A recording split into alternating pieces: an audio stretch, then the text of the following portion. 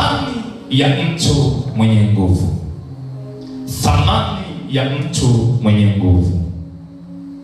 Thamani ya mtu mwenye nguvu. Nazungumza juu ya mtu huyu mwenye nguvu, thamani yake. Mtu mwenye nguvu huwa ana thamani pale anapojipata. Pale nguvu yako inapotambuliwa, ndiko thamani yako huonekana. Lakini kipindi unajitafuta, thamani ya mtu mwenye nguvu haijulikani. Nataka nikutie moyo wewe mtu mwenye nguvu Eliolam. Kipindi hiki thamani yako haionekani, ila kuna majira utafika thamani yako itaonekana. Inawezekana usionekane na thamani kabisa kwenye family, ukapoteza thamani kwa sababu unaitafuta nguvu ya Kristo Yesu. Haleluya. Inawezekana ukapoteza thamani kwenye ndoa kwa sababu kuna mtu mmoja mwenye thamani alishajipata. Tayari ameomba nyota ikashine, ikaraise up, akapata nafasi ya kuovertake, akaonekana ana thamani. Ila mwanangu, kwenye madhabahu takatifu ya Mungu iko nguvu ya Mungu itakufanya tu uwe wa thamani kwa jina la Yesu. Inawezekana umepoteza thamani kwa bosi kazini, ila majira haya nasema iko nguvu ya Mungu itakufanya uwe wa thamani katika jina la Yesu. Sema amen.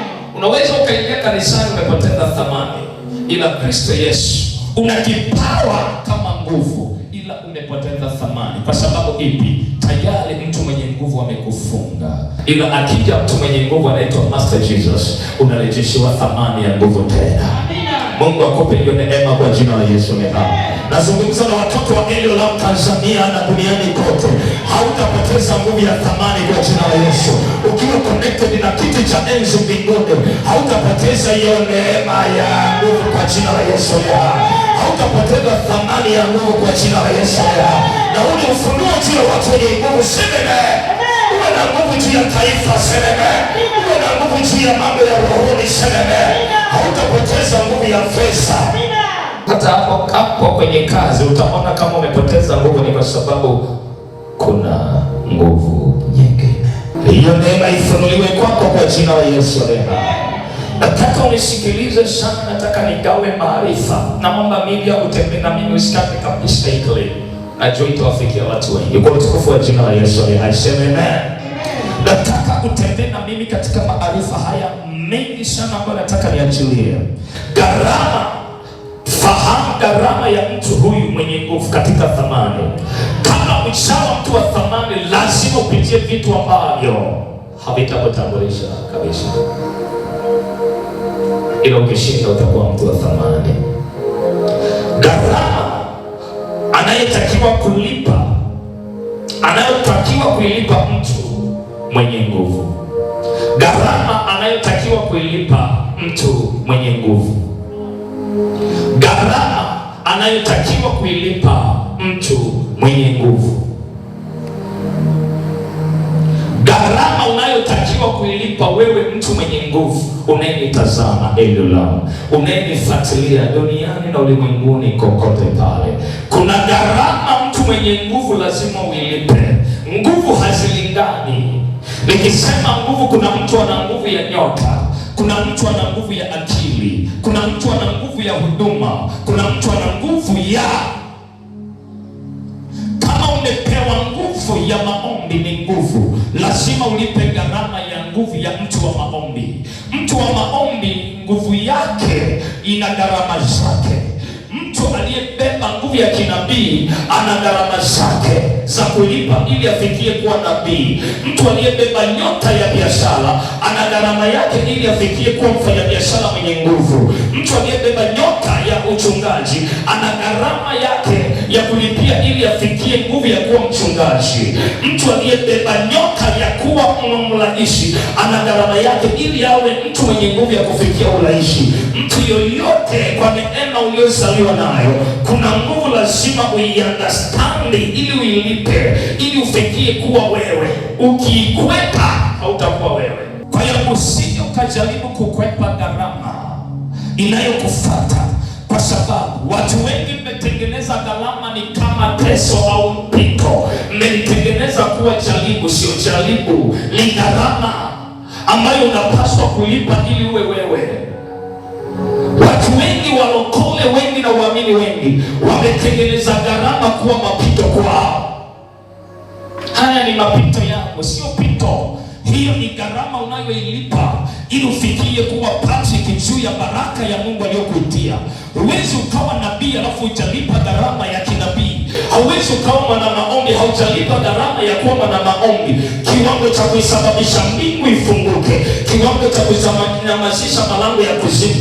Mpaka uweze kunyamazisha malango ya kuzimu, kuna gharama ambayo umetembea nayo mpaka mbingu imekupa authority, mpaka kuzimu imekuelewa huwa wewe ni nani kwenye ulimwengu wa roho. Kuyafunga malango ya kuzimu yakakutii, lazima upitie hiyo gharama. Kwa hiyo hakuna mtu mwenye nguvu anapitia mambo mepesi akawa mwenye nguvu. Hakuna mtu mwenye nguvu anayetembea katika maombi mepesi akawa yeye katika nguvu. Hayupo. Kama unataka kuwa mtu aliyebeba baraka katika lile ulilolibeba, lazima ukubali kulipa gharama. Na kwa nini gharama huo unaiona? Mpaka unatengeneza kuwa jaribu. Unayo nguvu ndani yako. Kwa hiyo kila mara Mungu anapotaka kukulift up, huwa anaruhusu gharama, alafu unajua ni jaribu. Unatafuta misi ya kulikwepa jaribu, hautaki kulipa gharama. Unawezaje kuwa mwombaji wa taifa alafu kipindi cha vita vya kitaifa unakimbia? Unawezaje kuwa mwombaji wa kanisa alafu vita vya kanisa unavikimbia? Unawezaje kuwa mwombezi wa family, vita vya family unavikimbia? Inawezekanaje ukaanza kutafuta misa ya kukimbia vita alafu uwe mwombaji katika kushinda vita? Haiwezekani. Lazima ushinde vita vya kwako kwanza ili uweze kushinda vita vya yule tena vitakapoingia. Mungu akupe neema kwa jina la Yesu. Haleluya. Amen. Bwana Yesu asifiwe. Amen. So wewe ukasema mimi ni mwombaji, kujalipa gharama, never, nakataa. Na ili ujue kama wewe ni mwombaji, huwa naachilia mlango wa kulipa gharama. Ili ujue wewe ni mtumishi, huwa naachilia mlango wa kulipa gharama. Sijafika leo hapa bila kulipa gharama. Kuna gharama unalipa ukiwa na baba wa kiroho, kuna gharama unalipa ukiwa na watu binafsi, na kuna gharama unalipa ukiwa mwenyewe. Hii gharama ya kulipa mwenyewe ndio inalipa. Hii ndio inalipa mbele za Bwana. Ninakuombea Mungu akupe hii neema ya kulipa gharama mwenyewe. Kipindi watu wanakukataa, unalipa gharama mwenyewe. Kipindi watu wamekukimbia, unalipa gharama mwenyewe. Kipindi watu hawaombi, unalipa gharama ya kuomba. Kipindi watu waonekane kanisani, unakuja unasema Baba nimekuja. Kuna mataifa yataingia mahali hapa. Kuna watu wameondolewa mahali hapa. Kuna watesina hapa wameondolewa. Kuna mengine yanaondolewa kwa sababu ya ukikimbia kulipa gharama. Wewe unainuka tu unamlalamikia kiongozi, hatumwelewi. Kiongozi wa kwanza ni wewe. Gharama ya kwanza ni wewe.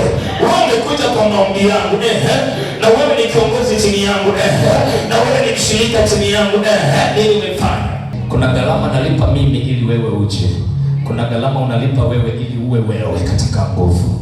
Kwa hiyo tambua namna ya kuilipa hii gharama juu ya kile ambacho umekibeba. Hiyo nguvu ulionayo lazima ulipe gharama. Haujabeba kibali, hauwezi kuafu na kataa kulipa gharama. Yaani una kibali kikubwa binti, kijana na kibali kikubwa alafu usilipe gharama. Haiwezekani. Haiwezekani. Lazima ulipe gharama. Kwanza ulogwe. Baba yako hakuwa mwombaji, mama hakuwa mwombaji. Umezaliwa kwenye dini. Wengine tumezaliwa kwenye madhabahu za kichawi. Kwa hiyo unatoka na kibali alafu kinazimwa. Mungu anaacha lipa gharama ya kibali kikae. Namna ya kulipa gharama, kwanza lazima ufahamu nimekataliwa. Kipindi unalipa gharama watu wanakukataa. Unaingia kanisani, vita ilinuka kanisani. Unaingia hauna kibali.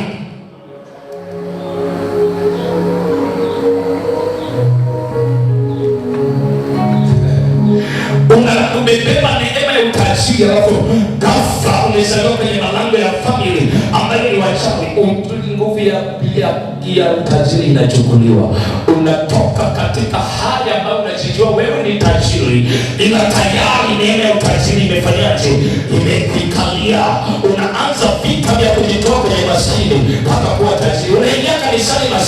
kanisani, huna sadaka, hauna nauli ya kwenda kanisani, ila unapigana vita kwa imani, ila unashindana na vita vya umasikini. Mungu akupe hiyo neema kwa jina la Yesu. Usikwepe vita. Mimi siji kanisani ni mali umekwepa vita. Mwambie Bwana nipe neema. Niende wapi kanisani? Nipe pesa niende wapi kanisani? Sina sadaka na kakao masikini. Ninajua ni mimi ni tajiri, ila ni nguvu time nikalia. Na mimi nina nguvu ya utajiri. Shindana. Mahali pa kushindana wapi? Sabauni. Sio nakwambia usijaribu kukwepa gharama. Ukijaribu kukwepa gharama, umebaki, hautakuwa wewe. Nataka unifuatilie kwa makini sana. Mtoto yoyote aliyezaliwa kwenye malango yaliyokwisha kufanikiwa, huwa ni vyepesi kwake kufanikiwa kama mtu mwenye nguvu. Yaani kama uko kwenye madhabahu ya Elohim na unajituma umezaliwa kwenye lango la watu waliofanikiwa kiroho, kufanikiwa kwako kiroho ni kwepesi sana. Kama wazazi wako wamefanikiwa kiuchumi, kufanikiwa kwako ni kwepesi sana kiuchumi.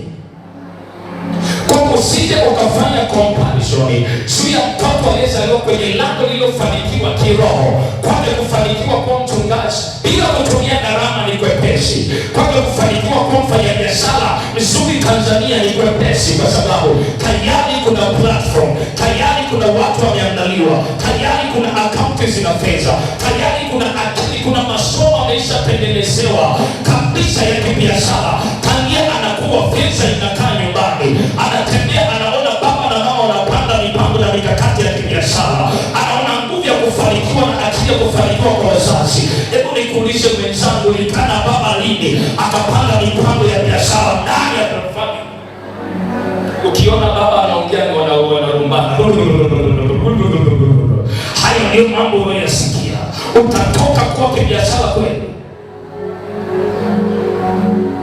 Narudi tena, ni vigumu sana kwa mtu aliyezaliwa katika lango ambalo alijafanikiwa kuweza kufanikiwa kwa kiwango cha kuwa mtu mkubwa mwenye nguvu. Ni vigumu sana. Yaani kama umezaliwa mtu ulioko hapa kwenye lango la watu ambao hawakufanikiwa kiroho, ni vigumu sana kufanikiwa kiroho, si jepesi. Kama umezaliwa kwenye lango ambao hawajafanikiwa kielimu, ni vigumu sana kufanikiwa kielimu, kwa sababu ni vigumu sana kufanikiwa kiuchumi, kwa sababu umetoka kwenye lango ambao halijafanikiwa kiuchumi. It's not simple kufanikiwa, kwa sababu haya mambo nataka uyafahamu. Mara nyingi sana watu wengi tulioko makanisani ni watu wenye nguvu, ni watu wenye nguvu, ila zimekwisha chukuliwa na kutawaliwa. Zimekwisha chukuliwa na kutawaliwa. Yaani kuwepo kwako hapa ndani yako kuna nguvu, ila imekwisha chukuliwa na kutawaliwa. Kwa hiyo sio rahisi sana kwako wewe. Yaangalie malango ya mama na baba yako yalikuwaje, yamefanikiwa kielimu kwa namna gani? Wewe umefanikiwa kwa kiwango kipi? Wamefanikiwa kiuchumi kwa kiwango gani? Wewe umefanikiwa kiuchumi kwa kiwango gani? Wamefanikiwa katika mambo ya kiroho kwa kiwango gani? Wewe umefanikiwa kwa kiwango gani? Walifanikiwa kiroho juu ya uchawi na uganga. Nikipiga pepo ni roho za uchawi na uganga zinakufuatilia. Hiyo ndio engo wanaotaka kukufanikisha. Sio Roho Mtakatifu aseme, ila kuna watu leo walichaguliwa tangia tumboni mwa mama. Baba zao walifanikiwa katika mambo ya rohoni. Utawakuta wanahubiri injili Posta, utawakuta wanahubiri injili Dar es Salaam. Kwa sababu gani? Lango lao tayari limefanikiwa. Naomba lango lako lifanikiwe. Yaani wewe ufanikiwe, uwe mtu mwenye nguvu. Elimu iachie kwako, kiroho iachie kwako, utajiri na platform hii iachie kwako, katika jina la Yesu. Amen.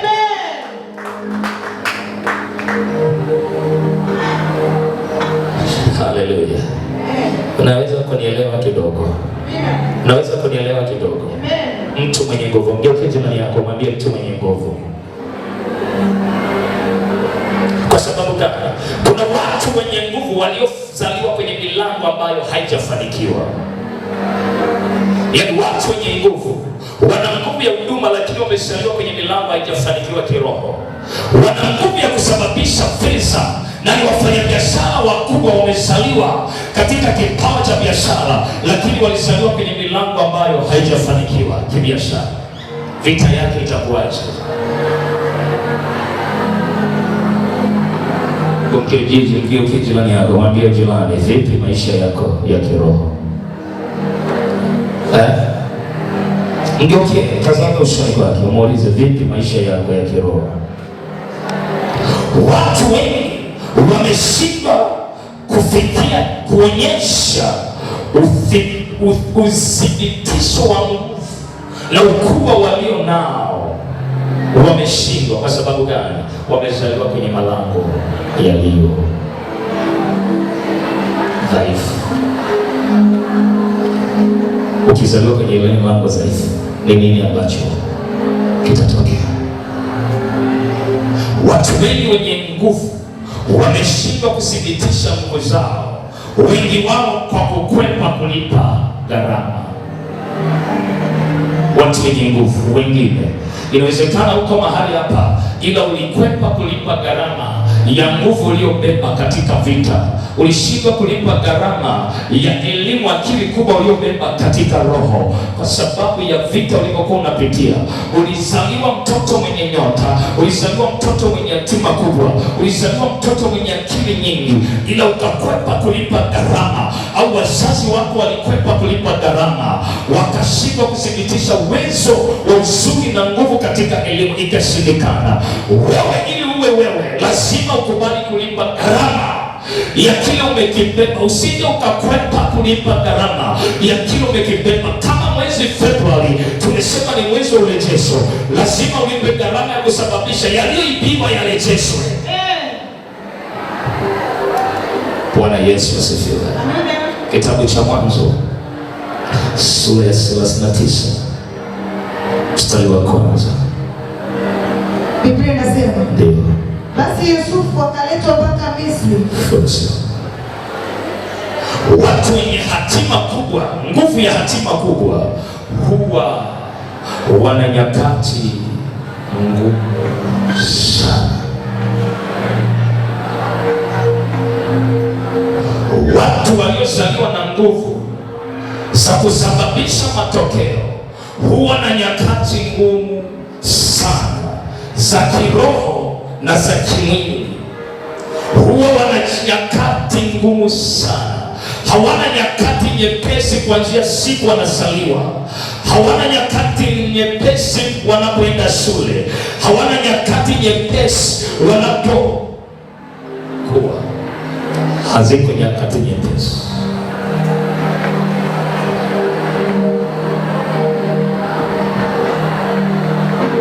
Ukianza kuona vita anapopitia mtoto wako, wewe unajua huyo mtu amebeba kitu cha thamani sana. Ukitaka kujua wewe ni nani kwenye ulimwengu wa damu na nyama, vita ulivyopitia vya kiroho vilikuwa vinatafsiri nguvu ya kiroho uliyobeba katika hatima na baraka. Ile vita uliyopitia, nyakati ngumu ulizopitia, kukataliwa ulikopitia, mateso na magonjwa uliyopitia, nyakati za njaa ulizopitia, nyakati za zilikuwa zinatafsiri nguvu uliyobeba. Narudia tena kusema pole pole. Hawa watu huwa hawana nyakati nzuri zidumuzo kwenye maisha yao mpaka wanapojipata. Kwa hiyo huwa na nyakati ngumu zisizo na msaada kwa watu waliowazunguka. Yaani umezaliwa kwenye lango la familia lina watoto 9. Kwa sababu ya nguvu uliyobeba hautapata msaada kwa watoto 8 kwenye tumbo la mama yako. Hawatapata msaada. Unaweza ukategemea watu uliojitengenezea, ila kwa sababu ya nyakati ngumu unazopitia, watu hawatakuwa na msaada, ila Mungu atakuinulia mtu wa kiroho ndio atakuletea msaada. Sema amen. Amen. Sema amen. Amen. Sema amen. Amen. Huwa wana nyakati ngumu za kukatishwa tamaa na watu waliowazunguka. unasoma nini? Kina fulani walisoma, kina fulani hawana kazi. Ina nguvu uliyobeba. Ukiibeba na elimu kama nguvu, hautakupaki kawaida. Umeokoka nini? Hawajui nguvu ya wokovu ndani ya mtu aliyebeba nyoka inakufikisha wapi.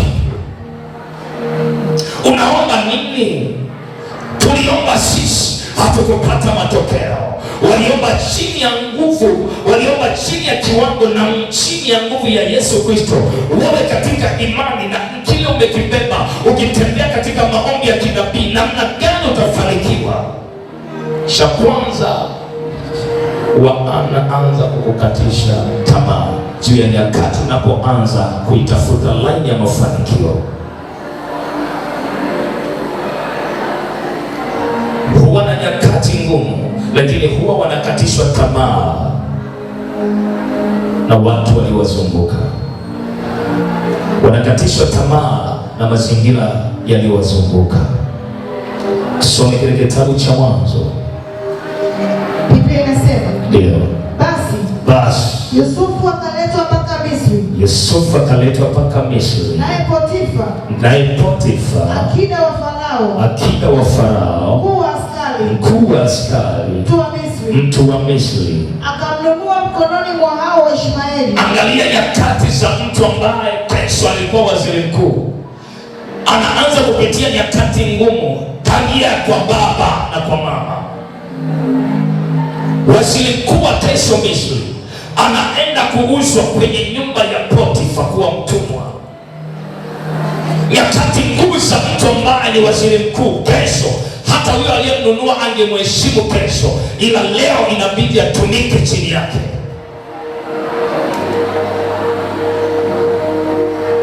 Si nyakati nyepesi, si nyakati nyepesi. Hiki kitu ninakufundisha kwa sababu ya nguvu uliyo nayo. Haujashindwa, ila kuna namna haujijui nyakati katika ulimwengu wa roho. Haujui namna ya kulipa gharama juu ya nguvu uliyobeba. Vita sio sababu ya anguko lako. Kukataliwa sio anguko la vita yako, anguko lako, ila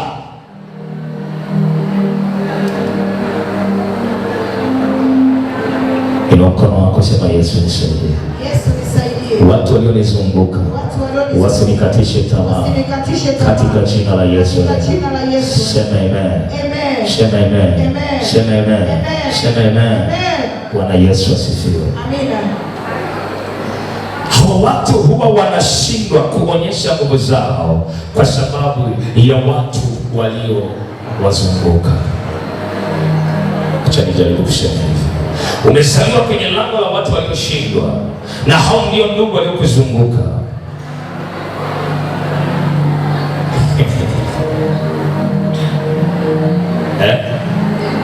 Mtu mwenye nguvu utashindwa kufanikiwa kwa sababu ya watu waliofanyaje? Kuzunguka. Kwa nini Mungu alimwambia Ibrahimu kipindi anaitwa Abraham, toka wewe kwenye malango ya baba yako? Kwa sababu watu waliomzunguka Ibrahimu walikuwa ni watu waabudu Mungu, wasiobeba neema ya Mungu katika nguvu ya Mungu. Tena baba wa Ibrahimu alikuwa ni mwabudu miungu katika miungu ya bahari. Kwa hiyo Mungu asingeweza kumbariki katikati ya miungu ya bahari. Kwa hiyo Mungu anamwambia toka katikati ya watu waliokuzunguka, hao watakuharibia hatima. Hata nikisema nitakubariki, watasema huyu ni Mungu yupi ambaye anasema anakubariki zaidi ya Mungu wa bahari baba yako Tera.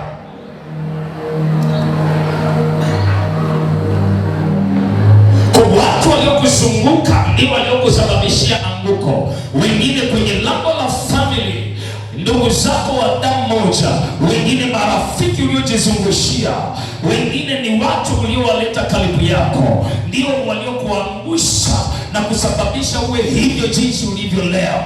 Lakini hiyo yote ni vita ya mtu mwenye nguvu. Kwa hiyo mwenye nguvu, hata ukiangushwa, jitambue unayo nguvu. Kuna majira unasimama tena. Amen. Mwenye nguvu hata uuzwe utumwani. Na kitu nataka nikufundishe. Roho wa Bwana akawa pamoja na Yusufu katika nyumba ya Potifa. Yaani katika utumwa ambao unasikia nyota imeuzwa, itafute neema. Wamechukua kipawa cha maombi Freemasoni, mwambie Bwana nakuja kwako. Wale wamechukua, ila neema yako itarejesha walichochukua. Sina nguvu ya kurejesha kwa akili zangu, ila neema yako itageuza kipawa. Neema yako itakokota nyota irejee. Neema yako itarejesha ndoa iliyoibiwa. Neema yako itarejesha mafuta yaliyochafuliwa. Neema yako itarejesha utajiri ulioharibiwa. Neema yako itarejesha, kwa sababu unamfuata mwenye nguvu. Yaani mwanangu, neema ni nguvu kwa asiye na nguvu. Haleluya. Bwana Yesu asifiwe. Bwana Yesu asifiwe. Ili uweze kufanikiwa, inakupasa utoke katika eneo husika, kiroho au kimwili. Naongea haya mambo mawili. Ili utoke ufanikiwe, ni lazima uanze kujitafuta katikati ya anguko, katikati ya kushindwa, watu waliokuzunguka na eneo iliyokuzunguka. Tafuta namna ya kutoka katikati ya hao watu, kiroho na kimwili. Nataka unielewe sana. Watu waliokuzoea katika hali uliyokuwa nayo jana, ni ngumu sana kufanikiwa katika hali unayoitaka kesho.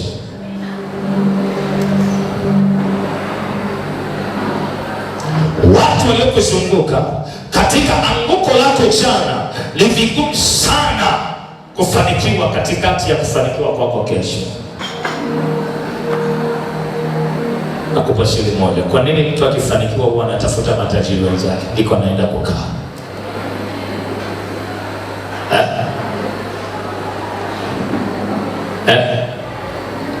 Yoyote akifanikiwa utafuta eneo la matajiri na yeye akafanyaje? Akakaa. Unafikiri kwa nini? Kule hamna kufuatiliana, kule hamna kala nini, kule hamna anaendeleaje. Mtu yuko busy akiwa nyumbani, anapokea miamala, anasukuma kazi akiwa nyumbani, simu zinaita akiwa nyumbani, yani business zinaendelea akiwa nyumbani, mipango inaendelea akiwa kamekasti ngumu, akiwa amelala anaamshwa na mipango ya simu, anaulizwa na watu waliojiwekea. Hawa ndio watu waliofanikiwa. Alafu unakaa katikati ya watu wanaouliza ameamka, amekula nini, amepika, amelalaje.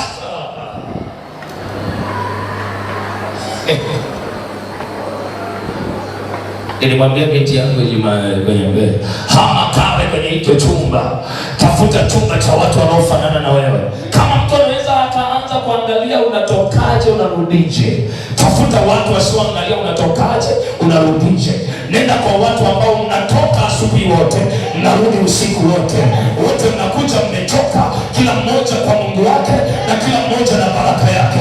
Hawa ndio watu wenye nguvu, ukae nao. Sema amen. Katikati ya watu wanaokaa kwenye baraza, yani wewe unatoka kwenye biashara unaokuta nyumbani, lazima wakutafsiri.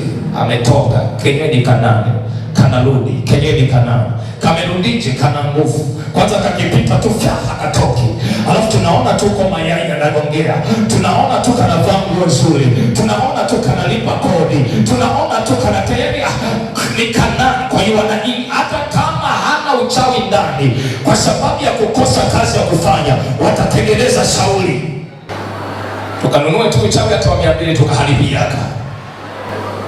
Nakataa uchawi wao hautafanikiwa kwa jina la Yesu leo. Nakataa lolote litafanikiwa kwa jina la Yesu leo. Nasema wewe mwenye nguvu lazima utafute namna ya kujitoa katikati yao, kiroho na kimwili. Kiroho na kimwili. Tafuta kujitoa katikati yao. Nakufundisha, nisikilize. Watu waliokuangusha jana usitegemee kesho watakuinua. Watakutengenezea anguko tena na mtego mwingine wa kukuangusha. Yaani kama kuna mtu alikukataa jana, mkipu distance, mwambie jana ulinikataa. Yeye atakuona, yeye atamwamini Mungu wako siku ukifanikiwa. Yaani atamwamini Mungu wako siku akikukuta upstairs. Ila usimpe nafasi kipindi amekukataa. Tafuta mtu anayekuelewa mwingine, mwenye nguvu sawa na wewe, mwenye mafuta sawa na wewe, mwenye akili sawa na wewe, mwenye plani sawa na wewe. Huyo ukanae kiroho na mwingine katika jina la Yesu, sema amen. Lakini watu waliokucheka kwenye anguko jana, ukimpa nafasi anakutafutia anguko jingine tena ili akucheke. Unanielewa maana? Uwe umeokoka, wawe watu wa kanisani wamekucheka jana, keep distance. Yani toka rohoni na mwilini. Yani kama wana WhatsApp block yako, sikwalibu, piga bloko. Yani kama una namba yao, delete. Maana wengine ni maspy ili wajua umependeza au umeharibika, wajua unaenda au umebackslide. Kwa hiyo toka rohoni, toka mwilini. Wakukute njiani umependeza, umekula suti, unasema kuna nini kimehappen? Yuko Mungu wa neema na kibali. Ndani yangu kuna nguvu ya mafuta mapya, ndani yangu kuna nguvu ya pesa tena, ndani yangu kuna neema ya kumtumikia Bwana. Iko kwako kwa jina la Yesu.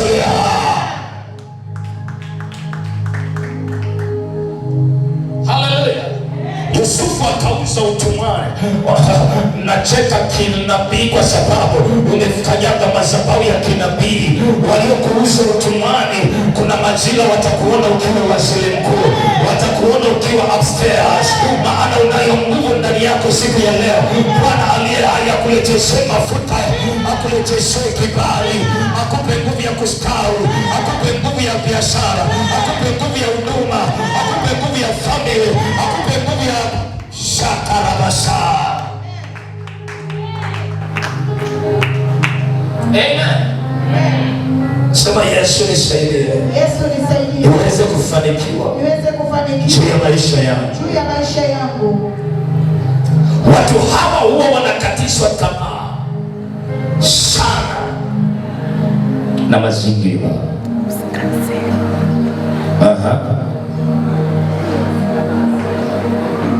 Katika mwili, mazingira ya mwili yanawazunguka. Kwa hiyo wewe mwenye nguvu, mazingira ya mwili yasikukatishe tamaa. Mazingira ya mwili ni yapi? Geography ya eneo lipo, atmosphere ambayo unaitazama kwa watu. Leo ya watu waliokuzunguka, unafanya kazi alafu unaanza kusikia maneno, wewe unajua lango nililozaliwa halikufanikiwa katika kiti nilichokaa. Lango nililozaliwa halikufanikiwa juu ya kazi ninayotembelea. Hakuna mtu isipokuwa ni wewe. Kwa hiyo wewe ndio unatengeneza njia ya watu wengine kupita. Haleluya. Bwana Yesu asifiwe. Inua mkono wako, sema Yesu nisaidie. Siku ya leo nifanikiwe, nivuke nikiwa na nguvu kubwa katika jina la Yesu. Sema amen. Nisomee kitabu cha Mwanzo 40 mstari wa 5. Tusome hapa tuone. Mwanzo 40 mstari wa 5. Biblia inasema, ndio wakaota ndoto wote wawili. Ndio. Kila mtu ndoto yake usiku mmoja. Kila mtu kwa tafsiri ya ndoto yake. Kila mmoja ana tafsiri ya ndoto yake. Mnyweshaji na mwokaji. Mnyweshaji na mwokaji wa mfalme wa Misri. Ndio. Waliofungwa gerezani. Yusufu akawajia asubuhi. Akawaona wamefadhaika. Akawatazama akawakuta wamefadhaika. Akawauliza hao maakida wa Farao. Anawauliza maakida wa Farao waliokuwa pamoja naye pale gerezani, nyumbani mwa bwana wake. Ndio. Akisema, mbona nyuso zenu zimekunjamana leo? Mbona leo nyuso zenu hazina furaha? Wakamwambia, tumeota ndoto. Wala hapana awezaye kuifasiri. Yusufu akawaambia, kufasiri si kazi ya Mungu. Tafadhalini niambie full stop kama haya. Mtu aliyekataliwa tangia tumboni mwa mama pale kwenye lango la baba. Yusufu anakataliwa tangia kwa baba. Alipoona ndoto tu ya kwanza, akaitoa tafsiri yake. Biblia inasema ndugu zake wakamchukia Yusufu. Kipindi hajui kama amechukiwa, anaota ndoto ya pili. Hiki ndicho kimekukuta. Ulipoanza kuonyesha baraka, mimi ni mtoto msichana mwenye kibali, mimi ni msichana mwenye neema kuliko wengine, mimi ni mfanyakazi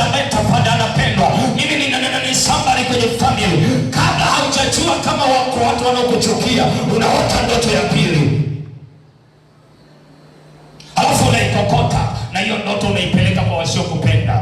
Biblia inasema akawaambia, njooni, nimeota ndoto nyingine. Nimeota ndoto nyingine. Ndoto gani? Katikati ya watu waliokuchukia. Nasema yatafanikiwa yote katikati ya watu waliokuchukia. Hawatakuzuilia chochote kile kwa jina la Yesu. Hiyo uchawi wao utaharibika, mipango yao itaharibika, uganga wao utaharibika. Juu ya wazima ndoto utafanikiwa katika jina la Yesu. Juu ya anayemtegemea Bwana ndoto yake haitakufa. Uliyekachagua Yesu ndoto yako haitakufa. Biashara yako haitakufa. Huduma yako haitakufa. Umemkimbilia Bwana, huduma haitakufa. Kipawa hakitazuiliwa. Mapepo yao yaharibiwe majira haya kwa jina la Yesu. Sema amen. Sema amen. Akawaambia, nimeota ndoto nyingine. Unaenda kwa mtu kumbe anakuchukia, kumbe ni mchawi. Nini? Nimeota ndoto nyingine. Mimi ni nani? Nimeota nyota yangu inang'aa. Mimi ni nani? Nimeona nimevaa suru, nimevaa nguo nzuri. Mimi ni nani? Nimeona nimesimama juu na ubili maelfu. Unaenda kumwambia nabii mchawi, mwizi wa nyota, umeona nini? Na ubili maelfu. Hii nyota inafaa kwenye madhabahu yangu. Hii nyota ninafaa kutembelea.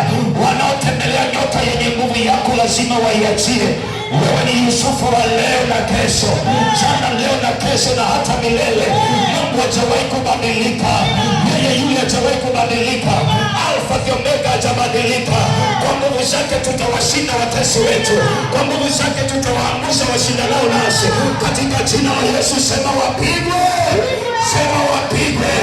Sema fire. Sema Holy Ghost. Hallelujah. Bwana Yesu asifiwe. Choni nimeota ndoto nyingine. Nimeota mimi tulikuwa nimeota nyota na mwezi. Nimeota nyota zote zimeniinamia. Wewe. Nyota zimezunguka alafu zimekuinamia. Alafu nikaota tena mganda wangu ulikuwa umesimama. Miganda yote 10 imeniinamia. Baba yake akasema, mimi na mama yako na ndugu zako tutakuinamia. Na majamaa yakamgeukia, yaani wewe mtoto mdogo unamaanisha tutakuinamia. Kwa namna gani? Bado mtoto mdogo, tutakuinamia kwa namna, nasema watakuinamia kwenye lango la ukoo. Waharibifu wa famili watakuinamia tu. Tanzania watakuinamia tu. Wafanya biashara watakuinamia tu. Mapepo yatakuinamia tu. Waganga watakuinamia tu. Maana wewe ni Yusufu. Wewe ni mtu mwenye nguvu ya huduma. Wewe ni mtu mwenye nguvu ya pesa. Watakuinamia tena tena tena.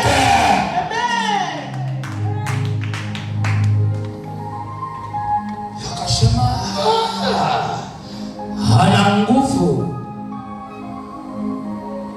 Baba achiwe hili na lile. Peleka chakula kwa ndugu zako. Sasa bwana ndoto anakuja, yakakaa yanapanga shauri. Tumfanye nini bwana ndoto? Tunaona anakuja kuwa tajiri mzuri, anakuja kumpa kwa mafuta mzuri, atakuwa nabii mzuri, ataponya waliofungwa vizuri, atafanikiwa kwenye family. Tumfanyaje bwana ndoto? Na umesema tutamuinamia. Tumfanyaje? Tumweke milikani. Kaambia ngoja aje tumkamate. Kamata bwana ndoto, chana vazi alilokuwa nalo, weka milikani. Rubeni anasema hii inawezekanaje ndugu yetu afe? Si bora yakaondoka, ambia mweke tu bilika lisilo na maji. Ni nini tafsiri yake? Nafanya biashara upate faida. Napiga ibada, nasukuma maombi kama ya Jebili. Uko kwenye bilika lisilo na maji. Umeachiwa pumzi, unaishi. Nimebeba kipawa, ninayo nguvu, lakini niko bilika lisilo na maji. Halina chakula. Kuna Rubeni atakuja tu na mawazo mazuri kwa jina la Yesu leo. Atakwambia toka kwenye bilika lisilo na maji. Nenda kwenye madhabahu ya Elohim. Kule utakutana na nabii. Kule utakutana na nabii. Atakutoa kwenye hali ulionayo. Kule kuna nabii aliyepakwa mafuta. Atakupaka mafuta ya baraka. Katika jina la Yesu utoka kwenye hali ya kutokufanikiwa. Bilika hilo juu yako Yusufu toka leo. Hilo bilika la kipepo toka leo. Juu ya maisha uliyokutengenezea toka leo. Na kuhamisha katika ulimwengu wa roho. Na kuhamisha kihuduma leo. Na kuhamisha kimaisha leo. Na kuhamisha kibiashara leo. Biashara yako itoke pasipo na faida. Kazi yako itoke isipo na faida. Uwe mtu mwenye baraka. Haleluya. Unakuwa mwombaji lakini result hakuna. Yusufu umewekwa bilikani. Kawaza, neno la Bwana likamwambia, kamtoeni mkamuuze. Safari ya mbeba hatima mwenye nguvu inaanza kwa kuuzwa utumwani. Kuna majira anamwambiaga Yesu, asante kwa sababu ya wale wachawi uliowainua. Walipoimba nyota ndipo nilipokujua Yesu. Wasingeimba nyota nisingekujua, ningebaki kule kwenye dini nyota inaliwa. Lakini kwa sababu uliruhusu iwe nyota, wakatuma mabaya, nikaokoka, nikaingia. Ukanitumia Rubeni, ukaniambia Rubeni, twende kwa nabii pale anapiga mapepo, na mimi nikaingia. Kumbe na mimi waamo wa kilasi. Nasema asante kwa sababu ninajua neno lako sasa. Aliyeimba nyota yangu anaitapika, na nakokota na neema yake inarejea. Na mimi nanena juu yako siku ya leo, hiyo nguvu ya nyota waliobeba. Asante Yesu kwa sababu umeokoka leo, ila majira haya nguvu yako irejee katika jina la Yesu aliye hai. Uwe mtu mwenye nguvu ya nyota, uwe mtu mwenye nguvu ya huduma, uwe mtu mwenye nguvu ya pesa, uwe mtu mwenye nguvu ya kibali. Haleluya. Bwana Yesu asifiwe. So hawa watu ni vigumu sana. Anauzwa utumwani, anaenda kumtumikia Potifa, mke wake, mtu mwenye nguvu, waziri mkuu wa kesho. Hii ndio gharama wa Pentecost wasiotaka kuilipa kabisa. Mimi namjua Mungu wangu, kipawa hakijageuka bado. Nenda kwa Potifa, nenda kafanye kazi, alafu mwambie Bwana, naomba neema yako iwe juu yangu. Haujui, inawezekana usifike gerezani, ila kwenye lango la Potifa kipawa kikageuka. Kikigeuka unaenda kuwa somebody kwenye ulimwengu wa roho. Kuna majira lazima ujue kuyakataa gereza, ila mwambie Bwana, nilipo mahali hapa, inawezekana ni kwa Potifa. Nimekaa ninafanya kazi, inawezekana ni kwa Potifa. Nimekaa mahali hapa kwa kusudi, ila naelekea kwenye hatima. Ndani yangu kuna nguvu, kwa hiyo isemeshe neema. Unajua, ukijua kuisemesha neema, sio lazima uzunguke miaka 40 jangwani. Sio lazima. Sio lazima. Yesu alikuja kufunua neema iliyofichika. Kwa kuna majira sio lazima utembee jangwani miaka 40. Kuna majira ukiwa tu kwa Potifa ukaielewa neema ya msalaba. Pia Roho wa Bwana uliye juu yangu, nimekaa kwa Potifa hapa, naomba sasa na hama kutoka kwenye Yusufu, naenda juu ya kipawa. Ni kitu chema, pindi kigeukapo mtu ufanikiwa. Kigeuke kipawa changu nikiwa kwa Potifa, ili nikae stairs kwa jina la Yesu leo. Naomba kipawa chako kigeuke leo. Huduma yako ingae sasa, nyota yako ingae sasa katika jina la Yesu. Simame. Uwe mtu mwenye nguvu kazini, uwe mtu mwenye nguvu kibiashara, uwe mtu mwenye nguvu ya kiroho, na kutoa katikati yao maisha mabaya ya kuache, mapepo yatetemeke na yang'oke katika jina la Yesu. Simame. Kwani ni vigumu wewe kufanikiwa? Si vigumu kwa Mungu aliye hai. Na mkono wako sema, Yesu nisaidie. Yesu nisaidie. Watu waliozaliwa kwenye malango ambayo hayajafanikiwa, kuna roho huwa zinawainukia majira wasiojua. Roho za umaskini huingilia mifumo ya maisha ya kiuchumi waliojiwekea. Roho za umaskini, aliyezaliwa kwenye lango ambalo halijafanikiwa, huwa kuna roho inaingia juu ya mifumo ya kiroho kuingilia. Aliyezaliwa kwenye lango ambalo halijafanikiwa kiuchumi, huwa kuna roho ya umaskini na uharibifu kuingia kwenye mifumo unaojiwekea ya kazi au kibiashara, kuingilia mifumo ulio nayo. Rubeni ana bodaboda yake, ile roho kwa sababu ya lango la family inaingia kupiga mfumo wa pikipiki. pikipiki inaanza kuharibika, bajaji inaanza kuharibika, gari linaanza kuharibika, inaingia kwenye mfumo wa huduma inaanza kuharibika, badala ya kuweza huduma inaanza kudrop, inaingia kwenye mfumo wa biashara, unafungua duka, biashara linaanza kushuka, chochote ulicho nacho kinaanza kuharibika. Ni lango ulilozaliwa, mtu mwenye nguvu, roho zinaanza kukufuatilia, zinaanza kuharibu mifumo. Lazima be careful, understand this. Mfumo wa kiroho unaopiga chochote ulicho nacho kiko kwenye asili ya lango lililozaliwa kuharibu nguvu ulio nayo ndani yako.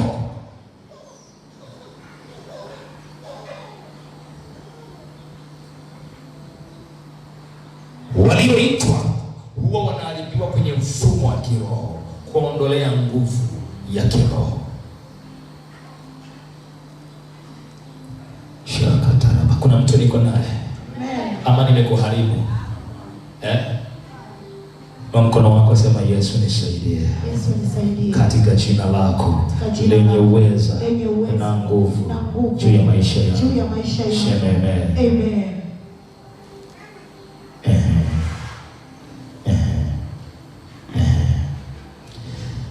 Ili uweze kufanikiwa,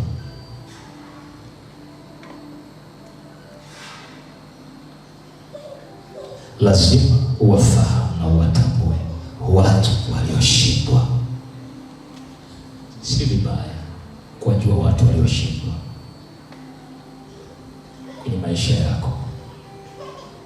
Yaani, mimi hapa niende kwa mtu aliyeshindwa kwenye huduma, atanipa ushauri gani? Wewe hapo uende kwa mshauri wa ndoa aliyeshindwa ndoa, atakupa ushauri gani? Wewe hapo kibiashara uende kwa mshauri aliyeshindwa biashara, atakushauri nini? Ili nitoke na wanaume wangu niende kwa mwanaume aliyeshindwa ndoa, atanishauri nini? Wanawake ndivyo walivyo. Wewe kuwa tu,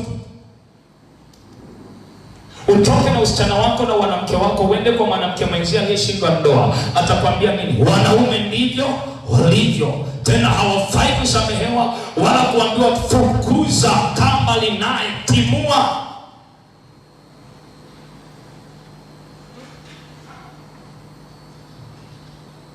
Aliyeshindwa biashara anambia, ndugu yangu, mahali umefungua biashara sijui kama utatoboa.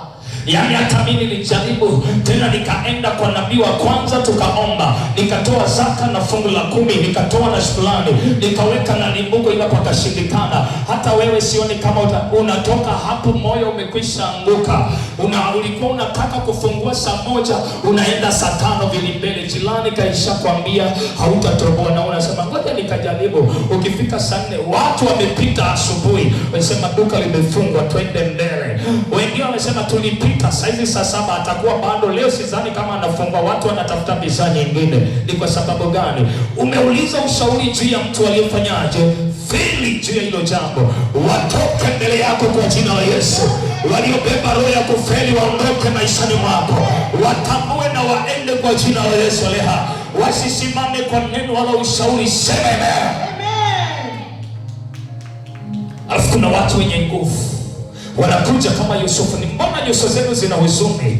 Katikati wote mko gerezani, mtu mwenye nguvu anakufuata, ambia vipi my friend, vipi my friend, vipi, mbona nyuso ina nguvu? Wote ni wafungwa, ila anakuambia mbona nyuso yako kama ina huzuni? Pia nimeota ndoto katikati ya hali tulio nayo, katikati ya hili kuna habari kama na hisi, nimeota ndoto juu ya uchawi kwenye biashara. Ambia no, yuko nabii Makongo changanyikeni juu ya uchawi unaharibika. Kunajua neno moja Hesabu 23:23 imesema hapana uchawi wala uganga. Usikunjamane sura yako juu ya uchawi, usione hofu juu ya uganga, maana tuna Mungu aliye hai. Twende tukaombe juu ya hiyo biashara, hapata kuona uchawi utasimama. Tutaenda usiku wa manane, tutaomba, tutasimama mwanzoni mwa lango la siku, tutaomba. Kesho yako isikunjamane, hiyo ndoto isikuteshe, maana hapa patafanikiwa.